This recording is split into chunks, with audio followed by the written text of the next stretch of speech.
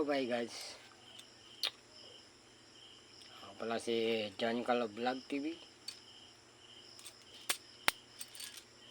at Daddy Pop Vlog TV.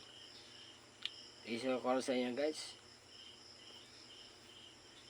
Doon sa sa mga andaya, masarap pala doon. Kagani doon kami mumuli. Pero babalik ako doon. Gusto ko magpalipas oras sa katao. Ako lang mag-isa. Hindi ko kasama yung pamangkin ko. Hindi ko kaibigan yung kasama. Gusto mag-isa. Basta magmuni-muni ako. Tatlong balik sa sunod. Kasi, for what? I don't know. Because understand. Kasi, hindi ko alam. May problema rin ako sa buhay. Pero hindi alam ng mga pamilya ko. Because, hindi yung sa pag-asawa. Hindi yung basta hindi alam ng mga kapalit ko, mga bayo, hindi alam nila. Tama, hindi alam nila kung ano ang problema ko.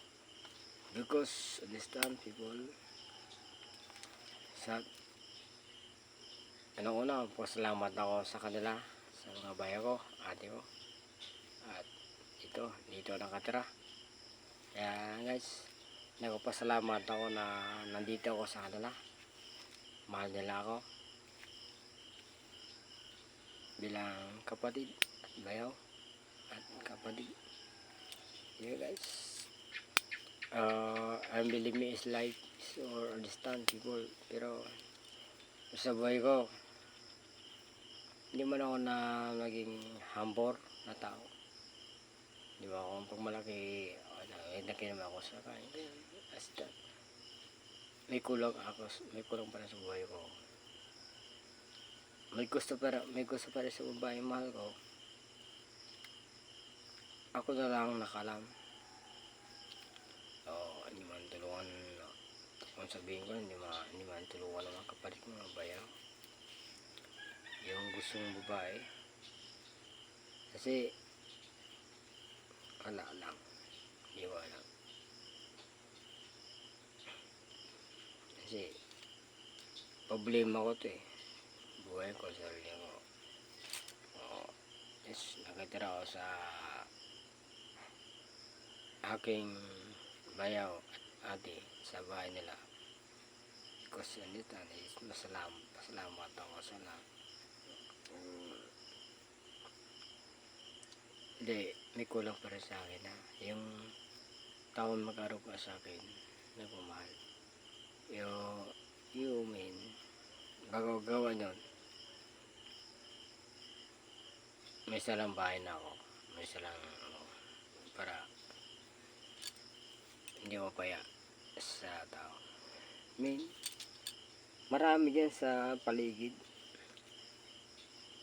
tinatukso ako, pero I don't know. Akong tuksoin, baka matukso ako.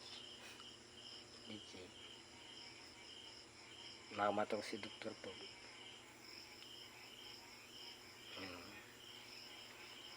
Hindi ko alam.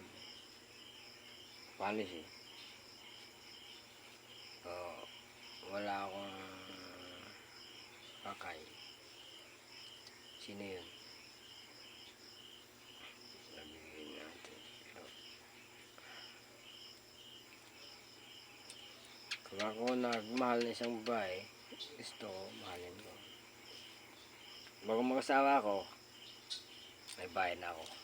May tirahan na ako. Hindi ako, kasi may tira ako sa mga kapatid ko, bayaw ko. Nahiya naman na pag ako meron ako. At tapos titira ako sa kanyang bahay sa mga gulang. Wow, gwapo naman na. Kapal ang mga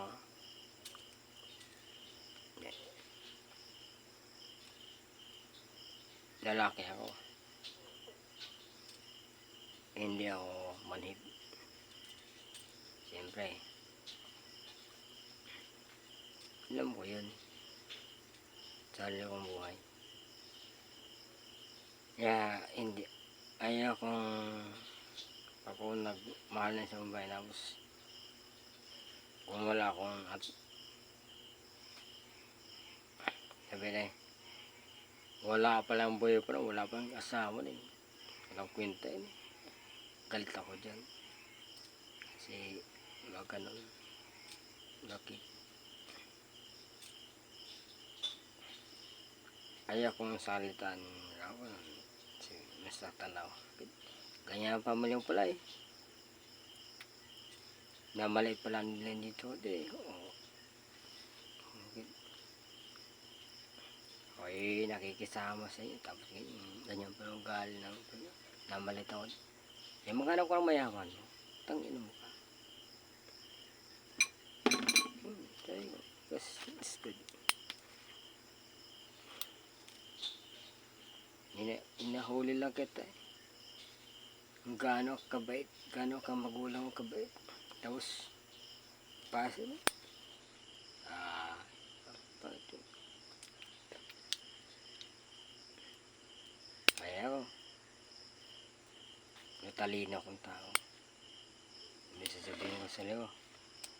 Ganyan pala mag-asawa ko. Babae. Maligalig. Ay, iyo ako. Tingnan. Di muna ako dyan. Pasok muna ako dyan. Ang sinabi, bakit? Di man siya kilam sa mag-asawa tayo. Alam ko. Baguhin yung ugali niya. Tayo, okay tayo. Ba't siya kilam sa buhay natin? No, yun. Kaya bago ka mag-asawa, isip mo.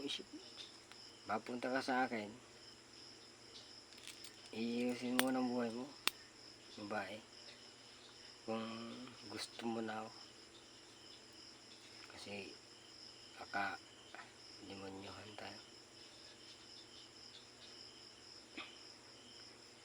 Tangay dyan sa kanyang mag-asawa. Nakilang pamilya, magulang. Kung nakilang buhay ni Lia, barangay siya. Sinabi ko sa iyo na magulang ka, pamakin tito ay lalaban ako. Buti lang, hindi nakilam ang magulang ni Christian kung nakilam ay puta. Demonyo rin kami. Tangin na siya, gago siya. Gago rin kami dito. Mas gago kami dito. Tangin na mo ka. Christian. Ego. Hayop ka. Hayop din kami sa mundo. Kung hayop lang pag-usapan, kakainin ka ng hilaw. Basta hayop ako. Kung di kaya mga papa mo, dito sa Magregorio, ako gawa sa inyo. Dito ako. Ako papapasin. Ay, ayaw mo ito ganito. Tapos ko na. Mahal ko yung mga anak mo. Mahal ko lahat sila. Magpapaktan. Yung mga sa putang. Patay yung gusto nila. Gago sila. Gago rin ako. Magalit yung mga kapanay ko yan. Bayan ko dyan na dito ako eh. Bago maggawa niya na hakbang, alam ko yun. Lupot na sa mabayaw, magulang. Magkilam. Ito lang. Sakta rin mahal ko. Mahal ka pamangkin. Putang ina mo ka. Hayop ka. Demon ka.